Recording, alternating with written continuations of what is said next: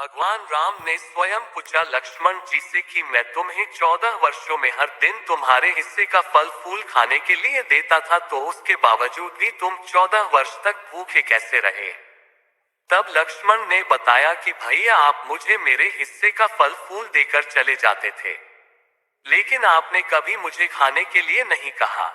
अब बिना आपकी आज्ञा के मैं उससे कैसे खाता, इसलिए मैं उसे कुटिया में रख देता था। आज भी वह फल फूल उसी कुटिया में रखे हुए हैं। ये बात सुनकर जब उस कुटिया को देखा गया तो सही में उस कुटिया में सभी फल अब तक रखे हुए थे, और जब उसकी गिनती की गई तो उसमें 7 दिनों के फल नहीं थे।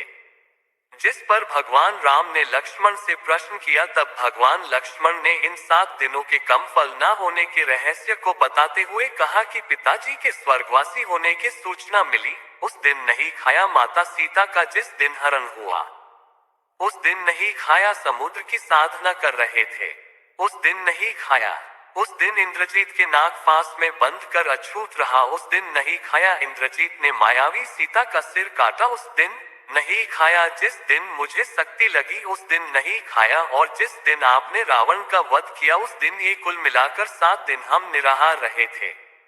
यही कारण है कि इसमें 7 दिनों के फल नहीं है। आपको बता दे, लक्ष्मण बिना खाए 14 वर्ष तक जीवित रह पे थे, क्योंकि उन्होंने गुरु विश्वामित्र से बिना अन्य ग्रहण किए भी जीवित रहने की विद्या ली थी, जिसके कारण वे अपने भूख पर नियंत्रित कर पे थे।